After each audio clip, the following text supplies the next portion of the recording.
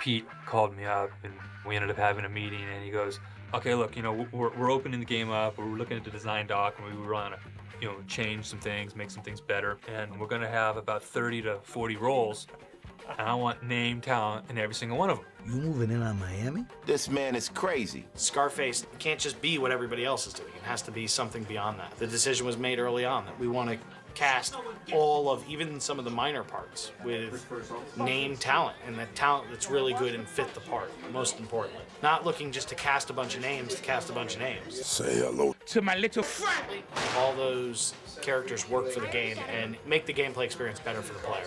We work with the casting director, and basically we bring all the designers in and the producers, and everyone kind of just brainstorms, picks out names we think would be good for those roles.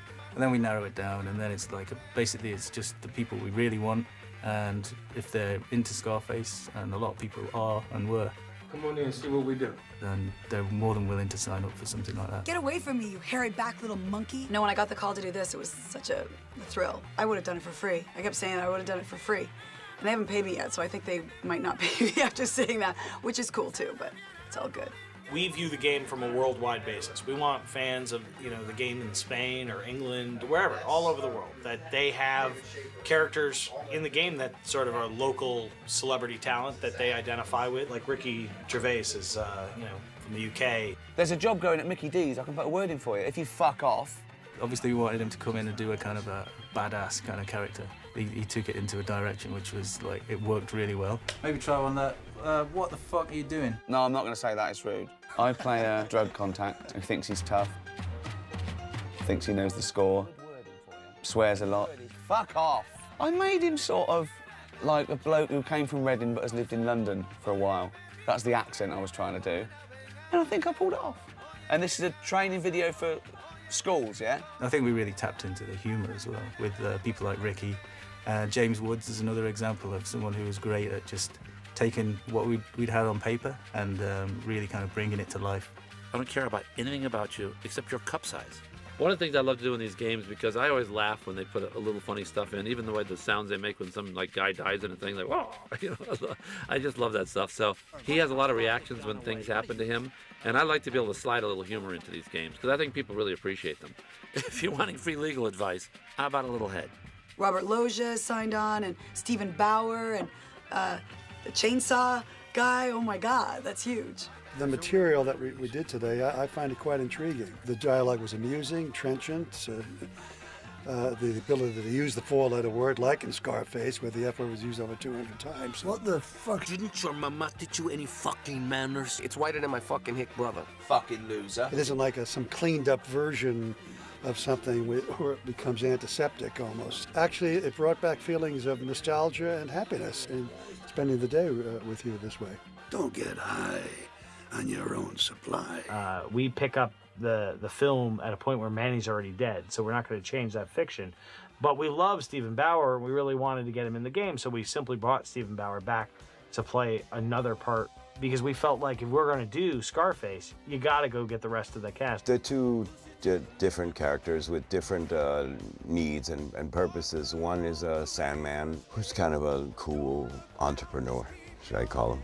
Old Sosa thought he ran me out, but I was waiting for someone to take the fight. And then there's Alfonso Diaz, who's really kind of a nasty-spirited Colombian punk who probably believes that he's a better man than Tony. And I thought I fucked your sister! Tony just got lucky. He got all the breaks. Hello. Rob. Worked with Eric Weiss, who was the guy who, behind all of this great cast we have. He's really the father of that cast because he put it all together. He was the one who ground the legwork out to get all of these people. It's the second time he's just hit it out of the park with us for casting. I think there's a lot of really great performances. Yo, think about what you're fucking doing. Jason Mewes was one of those people who really, really wanted to put in a game. And actually, a buddy of mine and I had met him briefly leaving an Angels game like 2-3 years ago, and I actually handed him my card. Now back up! When I met Pete, I was with my friend Brian at the time, and I was telling him about it. I was like, man, I wish I didn't lose that guy's card. And then my agent called me. Now back to I'm stoked about doing the voice. I think the women play a big role in Tony's attitude. He loves the ladies, and if we're gonna make a game that captures Tony Montana, you have to capture that aspect of his character. And I think we do that in some unique ways. With the right woman, there's no stopping me. We have 5 characters in the game who are femme fatales, each cast by a really, really beautiful actress or model. You can find them in the game and then basically through a series of processes, bring them back to the mansion and have them come live with you.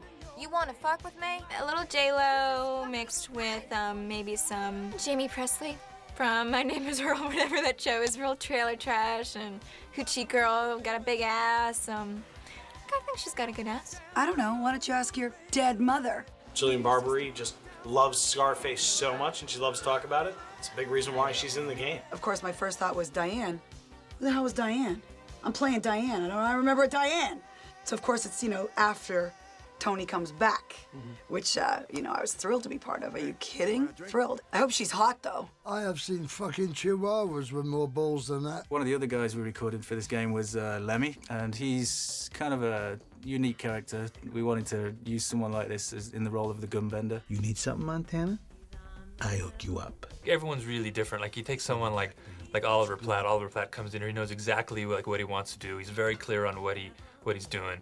And he kind of comes in and he does it and he moves on. There's the little tiny supplier, there's the medium supplier, there's the large supplier, then there's the big supplier. That's me, I'm the big supplier. This tongue's like a great big pussy. Just waiting to get fucked. Another one of the guys we recorded was Jay Moore, who's a pretty well-known comedian in the US. He's just a great performer and a great improviser and has a ton of different voices he can do. Oh, you better hurry. The Chinese chick is driving. There's a character, Logan, I play, who's the seen-it-all, old-school type of mechanic. Killed quite a few men, mostly probably with his bare hands, I would have guessed, back in the service when he learned to rip the bottom jaws off of Dobermans from behind silently. Those recon Delta guys. He's a southern guy down in Miami trying to sort of make an honest living, but he'll do what he can on the side. That's Logan. And Logan kind of sounds like this. I may not be going to heaven, but I know there's a special hell down there for kid killers. That's Logan. I'll do a little dance.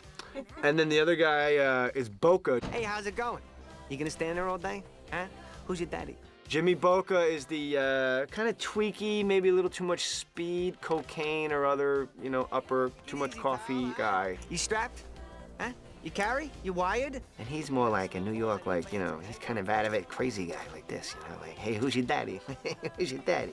Like that. So Jimmy Boca's like the drug supplier, and Logan's the mechanic that works with Tony Montana, and they align themselves to fight the good fight. Guns?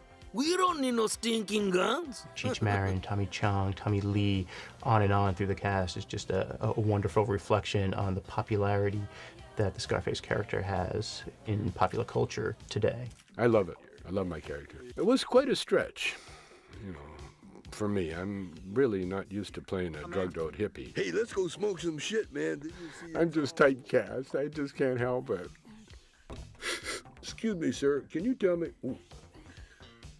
I'm ready to expand your empire. Tommy Lee in particular was just such a the guy. He's just a funny guy. Just totally just into having a good time. Totally into just making this thing work. Sex, drugs, and rock and roll. Tony, you're the man. It was really enjoyable, watching him work. One of the things that we needed to do for Tony was really sort of fill this world of Miami with, all the villains from the film, and people are like, well, all the villains, I remember Sosa, and then I remember, Frank Lopez, but, who else? And, I think there are other characters mentioned in the film, for instance, when Frank Lopez and Tony are sitting in the Babylon Club, and Frank is sort of pointing out all the other, gangsters in Miami, whether it be Nacho Contreras or the fucking Diaz brothers or Gaspar Gomez. Montana's been a fly on our shit ever since you sent your hit squad to Miami. All those characters now come and play a big role in the game as crime bosses for one of the local areas of Miami. Oh, I'm sorry, Montana. I didn't get your fucking memo. Gaspar is great. I mean, he's an evil guy, man. I don't usually get a chance to be so evil, so it's really nice to let that out and say all the cuss words you always wanted to say in your life. You still fucked up on your own supply? Max Vandenberg is mysterious. The Diaz brothers send their regards. And he's hired by the Diaz brothers to to come after Tony Montana. It was very, very satisfying in a way because I said a lot of things to Tony Montana that I'd probably like to say to my agent. You're finished now. It was a cathartic experience for me to to play him. Cool. That's all good stuff. Moving on. He's the main boss's guard, and he's a bit of a tough guy. So if you want to do any dealings with the boss, you got to go through me first. You're interfering with my concentration. If you're a bad guy or if you're a boss, you know, you got to command respect, you know, and you know, you can't let people step on you. So my character in the game is all about respect. You're either going to respect them or things are going to happen in a bad way. So I can relate. Ready? I might fire you instead of shoot you, but you know, I can understand. I mean, you have to do it a certain way or you're going to have repercussions. Anytime I can work with Ice-T and work with some other people you told me is on this game, Anthony Anderson, he's from Compton. Oh, mama, I got worried. I don't know what that would mean, y'all. Oh, mama, I got worried. I don't think a black man would say that. Michael Rappaport, I'm a big fan of his. There's no game gonna be bigger than this. He loves to talk smack because he knows he really at the end of the day doesn't have the power behind him. Okay, you outgunned and outsmarted, cocksucker. Now, can I say cocksucker? I play a small supplier. He's a bit of an arrogant wannabe. He's really not the big guy. He's not Tony Montana, nowhere close to being that. But he has a little power. He has a little influence. Somebody kill this bitch! And he exercises that or exerts that on people. Why is everyone always shooting at me? One of the characters I play is sort of a small-time drug dealer who gets mixed up with Tony Montana and attempts to betray him. And then my other character is a corrupt cop, the cop and a drug dealer. Both ends of the spectrum, I guess, or maybe they aren't both ends of the spectrum at this point. Officer needs assistance. Cops make the best criminals and criminals make the best cops. That's what you want, you're gonna get it. Ideally, some of it have different morals. A cop walks into a room, he has a gun, and he wants some answers. Gangster walks in a room, he has a gun, and he wants some answers. And if either of them don't get their answers, they issue penalties, you dig? That's all it is. It's an easy transfer. So to me, it's just playing a heavy. All I have in this world is my balls and my word. I don't break them for no. This is Tony's turn. Leave now. She's hilarious with all of her like snappy lines and attitude. It's so much fun to do that. I loved Miss Venus, the fly girl, Guy Trapp. You apparently haven't met any of our fine local law enforcement. It wasn't a very big stretch for me. I, too, have been involved in several instances of drug trafficking and wild, illicit affairs with Cuban gangsters. So for me, I just drew from that Rolodex called my past. Fuck. There's a lot of hotels in the game, and I'm one of the hotel owners. Tony comes in and wants to basically bully his way in. I won't give too much away, but you gotta decide, are you gonna work with him?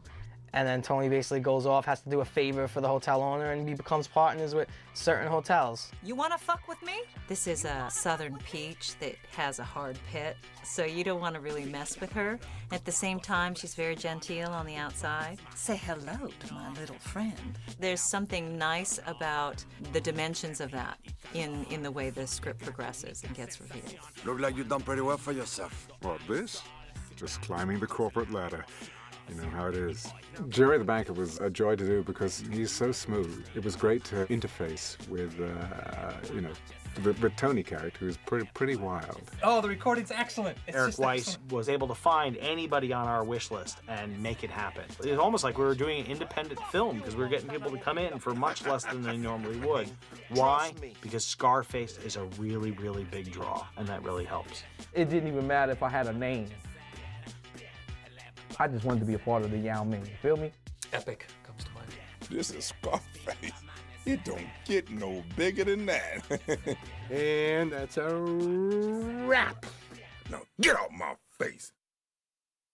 All I have in this world is my balls and my word, and I don't break them for no one. Do you understand? Tony Montana is somebody that I, and probably every actor, one way or another, every male actor I know, has Tony somewhere that they keep around when they pull out in all kinds of situations. Next thing out of your mouth is gonna be your teeth, puto. You're not just impersonating a Spanish actor, you're impersonating a guy from the Bronx doing a Spanish accent. So that becomes a whole, it's almost a double impression. Say hello to at my little friend! It's always a very physical performance, whether anyone ever sees the physicality or not. Certain ways that you speak affect the way that you move, or certain ways that you move affect the way that you speak. Fuck them all! The minute you start thinking of Tony, the chest has to come out, the shoulders go back, and there's a kind of swagger. And then that just inevitably becomes a vocal thing. Hey, you want a drink? It's almost a softness that's containing the explosion that is yet to come, you know? So if I talk to you like this, all of a sudden, I go, fuck you! It becomes, you know, you can go from huge to small because it's always, the fuse is always lit. It's just a question of when the fuck it goes off, you know? Holy shit! There's so many, Tony lines. You fucking cocksucker! But you gotta look in your eye like you haven't been fucked in a year. I piss in your face, how'd you like that? Fuck you! Scarface pressed a very specific button that I don't think any movie had ever really fully captured. And it was that the little guy with huge ambitions that would not be contained. And I think every one of us who's not necessarily well-known or famous is walking around and they want the world. And Tony's a guy who just immediately walks into the room as if he owns the joint, even when he's washing dishes in a little bodega. You know, I mean, that's the beauty of Tony. I'm Tony fucking Montana! Move that fucking camera out of my fucking face or you're gonna die. Do you understand?